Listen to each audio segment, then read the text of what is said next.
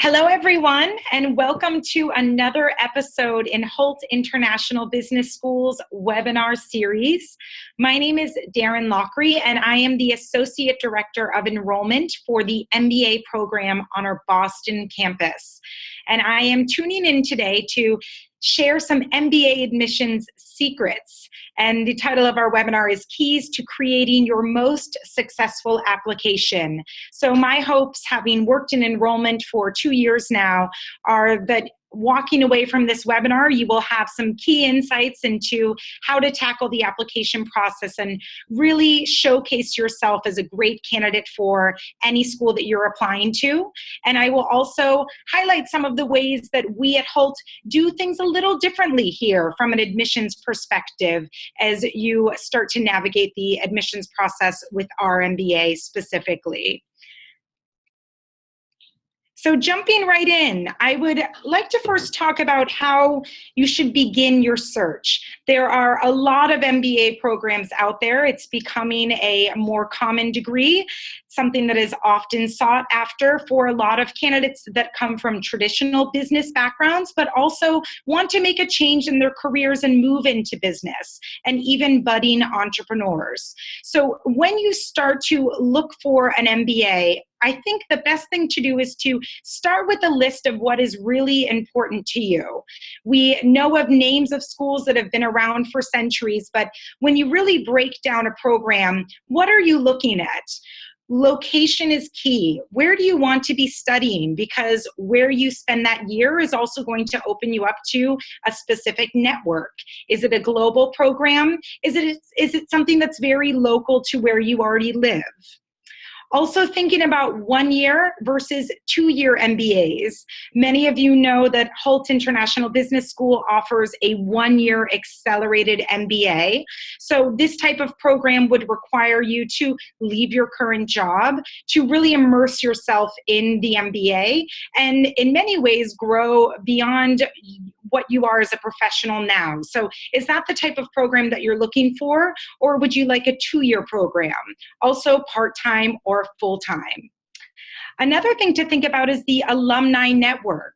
And you can actually go on to LinkedIn and type in the school's name and see what type of alumni there are in the network.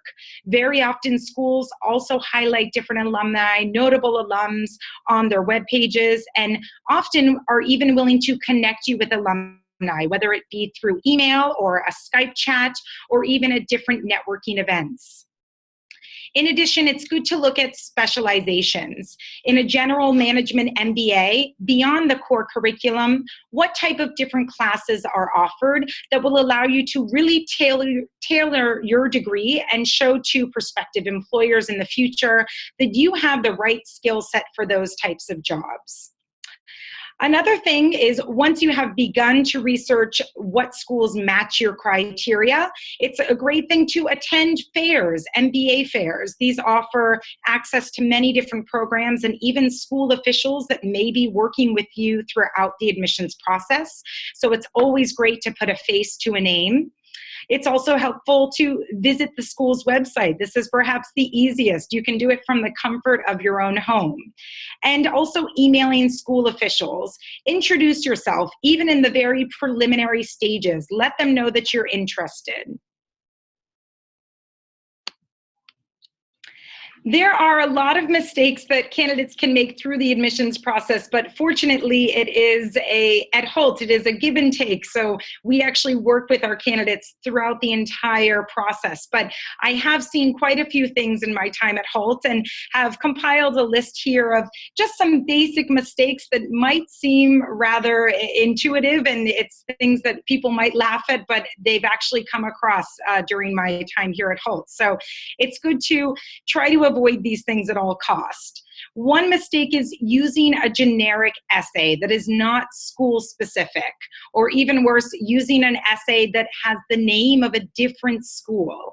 So it's great to show that you have done your homework and that you are specifically interested in this school. So look at the essay question that they have, whether it be for the personal statement essay or also the scholarship essay. Very often schools will tailor their own questions to their program. So make sure you're answering the question.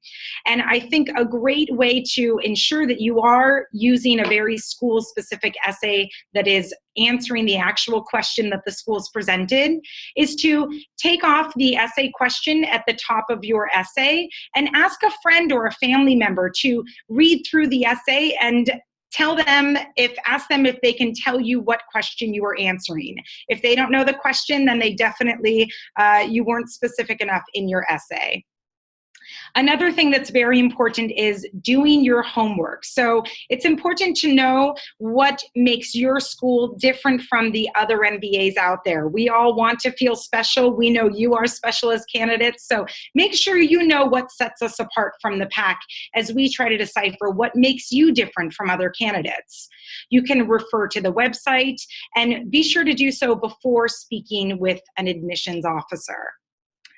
Another mistake that we see is plagiarizing. Make sure that this is your own work. Even if you're Googling different ideas on ways to tailor your essay and to make it an application-worthy essay, make sure that you're still putting things into your own words, even if you're taking ideas from others that you may have read and saw were very successful. Another mistake is not proofreading your essay. It seems simple again, but make sure there aren't grammatical errors. Make sure that you are spelling things correctly and you're having good paragraph format. All of those little things speak to your attention to detail much more than simply writing that you are very detail-oriented on your resume. We like to see the proof is in the pudding. Another mistake is neglecting to treat every interaction with a school official in a professional manner. I love to get to know my candidates as we work through the admissions process, and very often I learn about their story. I learn about why they want to get an MBA, what they would bring to the classroom, and what they could get out of the Hult MBA so that we make sure it's a symbiotic relationship and both would be benefiting. But you really do need to maintain that professional rapport.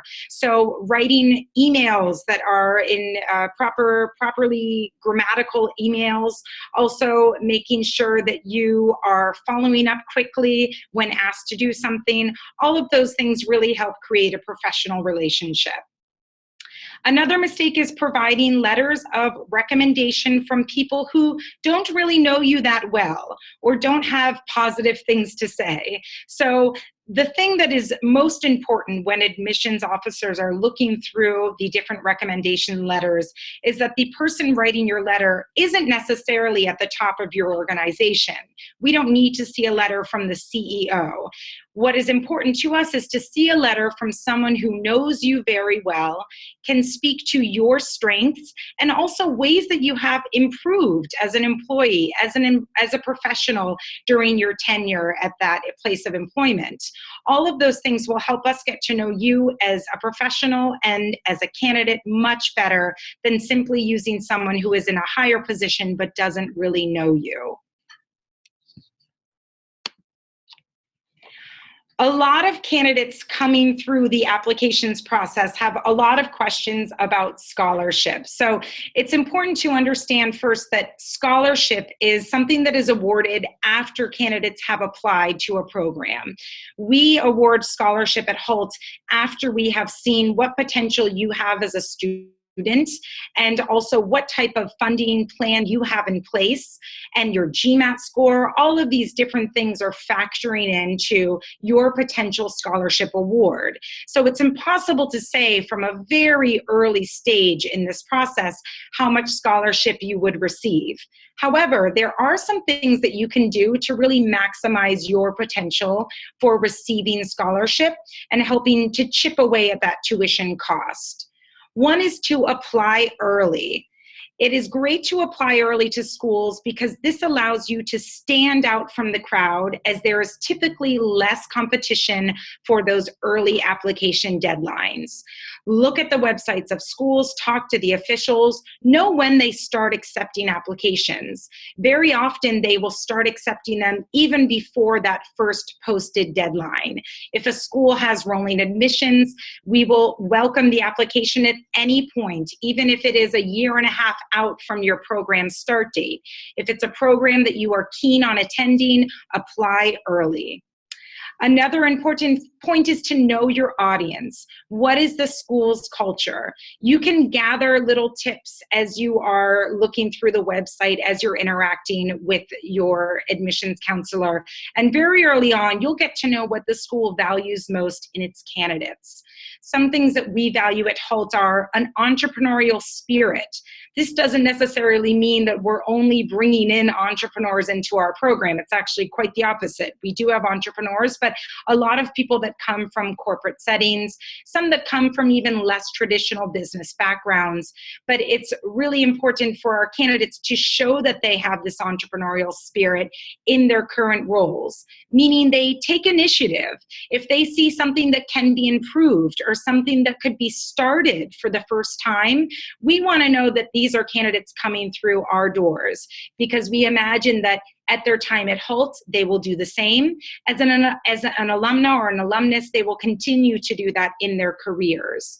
One of the biggest points of pride of Hult is the Hult Prize, which was actually started by a student who is now an alumnus. And he saw a need for having for-profit businesses that were also for good. So this social venture, social entrepreneurship, having this competition was something that was his brainchild, and he started that at Hult with the support of the school. So we love seeing that type of initiative in our candidates. Another way to maximize your potential for scholarship is to focus your essay. Highlight one achievement that you are really proud of, something that really shows how you've grown in your career, or something that you took from start to finish. Choose one thing rather than listing everything. Having a grocery list of all of your accomplishments, all of the things you are proud of, make it a lot harder for us to remember you as an individual, as opposed to having that one key story that you run throughout your entire application. Also, be sure to answer the essay questions, but keep it personal so that you are remembered. You can use humor. That's something we like to see. We know you are not just an application online. You are a person behind this application. So be sure to show your personality, show your character. Don't be afraid to be proud, but at the same time, show some humility. Be specific. Give examples that further back up your statements. So a great example is, rather than just saying that you are a go-getter and you're a hard worker, perhaps you can highlight a project that you worked on, that you were assigned, and you ended up putting in the extra hours to see it through to completion, and these are the results that have come forward from that project. Those are things that show us who you are, much more than just, I'm a go-getter. And nailing the GMAT. The GMAT is a part of the application. It is not the most important part of the application for many schools, especially at Hult. We do use a holistic approach when we are looking at all of our candidates, and we want to make sure that you're first coming in with at least 3 years of professional experience, and that you have great recommendations, and that your interview goes well, but also that you have the GMAT to indicate that you are able to survive and thrive in a classroom setting. So nailing the GMAT could potentially set you up for academic excellence scholarship. While we are flexible with that score, if you do score something that is in the higher range, or above a 700 or above the 650 range, then you could be potentially setting yourself up for more scholarship. I wanted to take a moment just to highlight 3 things that you can do today to increase your chances of admission. So after you've decided which schools you would like to apply to, there are some things that you can start right now to improve your chances of getting into that school and to continuing on and making this a true part of your career. One is start showing interest in the school right away. This can be through in-person interactions, through email or phone correspondence. I know it's impossible for everyone to travel to the schools that they're applying to if they're not in your hometown or where you're currently living, but there's so many other ways to be interacting with the school. Very often they have webinars like this. They have things that are online. If you do ever have the chance to visit a campus, I would highly recommend it. That can be a great way for us just to get to know you even better, but also for you to get to see the school and sit in on a class and to meet with current students and career services. All of those things will help you stand out more as we get to know you through this process. Also, become comfortable with your enrollment advisor and really share who you are. This is someone who will be your advocate throughout enrollment. So if you have different things that you might be nervous about in the admissions process, share that. If you have a story to tell, share that. Don't be afraid to email your advisor, to call your advisor. It's great to develop this rapport. And don't be shy about asking what schools are looking for most in candidates and then demonstrating those qualities throughout the admissions process. One thing at Hult is we really do pride ourselves on being very global and internationally minded, and graduating candidates that go out into the world and are truly comfortable working in diverse teams, are comfortable traveling for their jobs, even having careers outside of their home countries if that's a choice that they would like to make. But showing that you are open to this is something that's very important to us. So highlighting any type of travel that you've done in your career, even if it's not connected to your profession, if it's just travel that you do in your spare time, showing that you have that adventurous spirit. Perhaps you volunteer somewhere at a local organization. All of those things help us see that you are really concerned and focused on being global citizens. There's some few extra admissions tips that will help you as you begin this journey. And one of them is to use the optional essay to address any perceived weakness. Many schools do allow candidates to add an extra essay. This can be something that perhaps will highlight a lower GPA that you have in undergrad. At Hult, we know that our candidates have grown as professionals since their days in their bachelor's program. It's something we expect of our students. But if you have a lower GPA, don't be afraid to speak to that. That's something that we see, and not addressing it through that optional essay or in your admissions interview could actually work against you because we will see it. So we want to know if there's a reason behind it, what you've learned from it, how you've grown. Another tip is to ask questions that you can't find the answers to on the website. Of course, it's okay to ask how we go about the admissions process, what type of requirements we're looking for, but some simple things like where are you located, or is this a part-time program, is this a full-time program, different things about the work experience requirement. All of those things are very often highlighted on websites. So showing that you're doing a little bit more extra research as you would for any job interview, it's really great to come into any type of correspondence with the school, whether it's via email or over the phone or in person, with a little bit more information so that we can hit the ground running and get to those more important questions that you can't necessarily find the answers to online.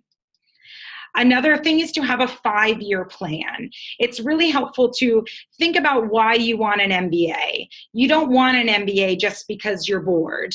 Perhaps you've hit a wall in your career. Perhaps you want to make a complete transition. You want to change industry. You want to change function or change geographic location. think about how the MBA is going to help you get to where you want to be in 5 years. Have a plan in place. We know that this changes throughout the process. We know that candidates very often evolve throughout the MBA, and what they originally wanted may not be what they want in the end, and that is okay. But it really helps, at least in the early stage, from an admissions perspective, to see that you've mapped this out and the MBA really does make sense for you. Similar to that note is telling a story. Let us get to know you. And I think this is especially helpful if you're coming into an MBA perhaps several years into your career. Maybe you've been out of school for 15 years. Let us know why you want to come back to school, why it makes sense given your specific career plan. And be proactive. Again, don't be afraid to reach out to the school, and be sure to follow up. If we're emailing you and we're calling you, it's really nice to receive a quick note after that phone call, or it's really nice to receive a response to an email within a day or two, just to show us that you're still really interested and engaged in this process. I've highlighted a little bit of how Hult is different, but I thought it would be nice just to put things right here so that you can see how the admissions process at Hult is approached from a very different perspective than most schools. Most of you can probably see now that we are a different type of MBA, as it's a one-year program. It's very global. We're disruptors in the business education space. So we start from the very beginning by doing things differently. We want to get to know you first. So we have phone consultations. We have different webinars such as this. We have different open houses on campus and events. All of these things help us get to know you so that we can see if you're a great fit, but also help you get to know us so that you can see the same. We also separate the admissions process into stages. This allows candidates to not have to complete a complete application right up front, to have a cohesive application ready from day one. You're actually able to start with what is called a preliminary application. And this is all done online. It's very similar to a LinkedIn profile, just telling us a bit about your education history, your employment history, which of our campuses you may prefer. All of those things are submitted with the application fee early on, and then your supporting documents can come later. So your supporting documents would include your personal statement essay, your scholarship application, that optional essay if you would like to add that, your transcripts, your letters of recommendation. All of those pieces come afterwards, to the point where we can then bring you to an admissions interview. If everything checks out, if you already have the required test scores, whether they're GRE, GMAT, TOEFL, IELTS, if those scores are already in, you would get an admissions decision within weeks of the admissions interview. If you still need to add your test scores, you would get hopefully a conditional acceptance if everything checks out, pending those test scores. So this is very different. We allow you to move through the whole admissions process prior to having your completed application, and also prior to having your test scores, as we think those are not the most important piece. We want to get to know you first, and those can come later. Another thing is, as it is such a hands-on approach, we will work with you directly. You will be signed an enrollment director and an application manager. These are two people who will be available Monday through Friday to help answer questions, to look over your documents to make sure everything looks great before the admissions committee even lays eyes on your application. So be sure, if you are applying to Hult, to really use these relationships and make sure that you're in touch with your enrollment director and application manager on a regular basis. So finally, before we get to some questions, if any of you do have questions, you can feel free to type them into the questions box. But I did want to talk about our deadlines at Hult. We have rolling admissions, but we are approaching a scholarship deadline on November 20th. So any of you who are interested in maximizing your potential for scholarship, again, applying early is always best. So I'm going to bring us back to this preliminary section here, the preliminary application. All that you would need is this first step, your preliminary application online, in order to be considered for the scholarship deadline. So this is something that takes about 20 minutes of your time. You don't need the full application just yet, but it's a great way to get the ball rolling and to ensure that you're really getting the most out of the admissions experience and being awarded potential scholarship. So what I would like to do right now is to open it up to all of our participants online to see if they have any questions. Feel free to type your questions into the Q&A box, and I will be sure to get to as many as time allows. I see we have one question in, and it is from a candidate who doesn't have a traditional business background and wants to know what this person can do, what he or she can do throughout the admissions process to really highlight that the MBA makes sense. This is a really good question because we do have candidates coming in specifically at Hult that have very diverse backgrounds. We don't just look at the 134 nationalities that we have across all of our campuses, but we also look at what type of industry backgrounds candidates have. And we were recently ranked #1 by The Economist for the diversity of industry of our MBA candidates. So coming in without having a traditional business background is in no way a perceived weakness. This is not going to work against you throughout the admissions process, but I think it's really important to tell that story, to come into these conversations knowing why the MBA makes sense for you. What would you like to do in your career after an MBA? What transferable skills might you already have that would make you an amazing person to have in the classroom? We've had some teachers come through our MBA at Hult. We've had some doctors. And I remember from the teachers coming through, they had amazing presentation skills. So these were people that felt very comfortable speaking in front of a crowd because on a regular basis in their former careers, they had students on a daily basis that they were really given presentations to. So those are different things that will be assets to you during the MBA, and it's great to highlight those as you're going through the admissions process. We also have another question regarding some different questions that you can ask during an admissions interview. The admissions interview is a great way to, again, highlight who you are off the paper, to show that you are different from the other candidates that are going through this the MBA application for Hult. And some great questions that we've received very often, and we might not even realize it, but very often show us that you're already thinking about enrolling in the MBA. An example would be, if I started at Hult International Business School, what's something that I could do from day one to really make the most of my experience? That is letting us know in a kind of roundabout way that you're already envisioning yourself in the program. And by phrasing a question in that way, we can also start to see you as a candidate that would come through the MBA at Hult. And it looks like we have another question regarding how to be a well-rounded candidate. So this is in regards to showing volunteer experience on your resume or travel experience, highlighting hobbies, different things that maybe are not necessarily connected to your profession. I think this is great to see. At Hult, we love to see that we're bringing in candidates who are not just professionals, whether they're coming from business backgrounds or something that is alternative, but also really love to travel, are adventurous, are giving back to the community, since the Hult Prize is such an integral part of your time here at Hult. So I think it's really nice to highlight those different things, and don't be afraid to show that you are active in your community, that you volunteer, or that you have some hobbies. Maybe you're an avid hiker. All of those things are great as we get to know you. All right, everyone. Well, it looks like that is all the time that we have today. Again, I want to thank you so much for tuning in, and we will have a recording of this webinar available on our website so you can refer back to some of those tips that we gave.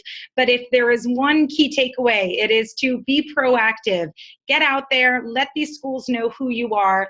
At Hult, you'll be working with a director of enrollment and an application manager. So we really look forward to meeting you or continuing to work with you for those of you that have already started the process. And don't forget, the application deadline for scholarship is November 20th.